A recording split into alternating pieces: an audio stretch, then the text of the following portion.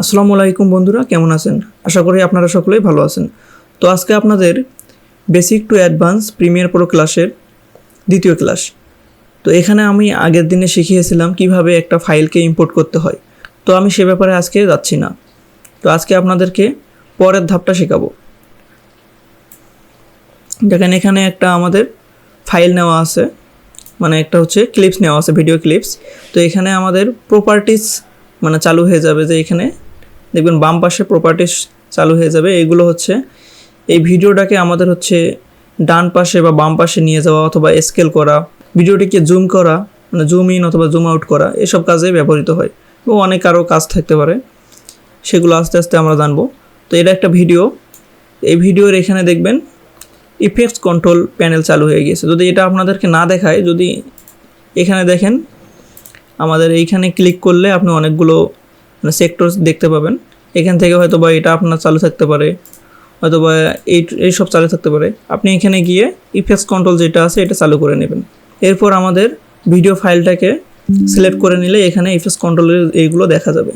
তো এখানে দেখেন আমাদের প্রথমেই আছে যেটা পজিশন। যদি আমরা এদিকে মাউসটাকে ক্লিক করে এদিকে আমরা যদি ড্র্যাগ করি, তাহলে এদিকে পজিশনটা চলে যাবে, মানে ভিডিওটা আমরা এদিকে নিয়ে যেতে পারবো। অথবা যদি এই দিকে নিয়ে যাই তাহলে এদিকে চলে আসবে, এর একটা কাজ।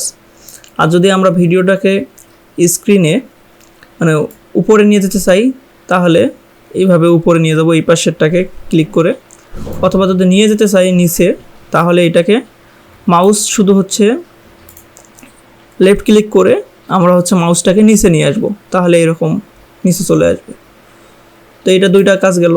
এরপর আমরা স্কেল করতে পারবো। এখানে দেখেন দ্বিতীয় অপশনটা রয়েছে স্কেল। এটা আমাদের কি করতে হবে, এই যে এইখানে যে লেখাটা আছে 100, এখানে শুধু একটা মাউস লেফট ক্লিক করে আমরা যদি মাউসটাকে বাম পাশে নিয়ে যাই, তাহলে দেখবেন ছোট হয়ে আসতেছে। আমরা যদি ডান পাশে নিয়ে যাই, তাহলে দেখবেন বড় হয়ে আসতেছে। জুম ইন জুম আউট করার জন্য এটা ইউজ করা হয়। এরপর এখানে রোটেশন রয়েছে, দেখেন 3 নম্বরের স্কেলের এইখানে আমাদের রোটেশন রয়েছে। রোটেশন তো আপনারা সকলে জানেন কী কাজ করতে হয়। এটা দিয়ে আমরা যদি এমন করি তাহলে রোটেট হবে, আবার যদি আমরা বাম পাশে নিয়ে আসি মাউসটাকে, তাহলে এদিকে রোটেট হবে। এটা আমরা 0 ডিগ্রি রোটেট করে দিই, যেমন ছিল তেমন। এরপর হচ্ছে অ্যাঙ্কর পয়েন্ট, এগুলো আমাদের সাধারণত কাজে লাগে না। আর অপাসিটিটা কাজে লাগে আমাদের। অপাসিটি দেখেন এখানে আছে। তো এটাকে যদি আমার 100% দেওয়া আছে, মানে আমাদের হচ্ছে ফুল অপাসিটিতে দেখা যাচ্ছে জিনিসটা। আর যদি আমি অপাসিটি কমাই দেই, তাহলে দেখবেন ভিডিওটা চলে যাবে। তো আমি 100% এটা রাখবো।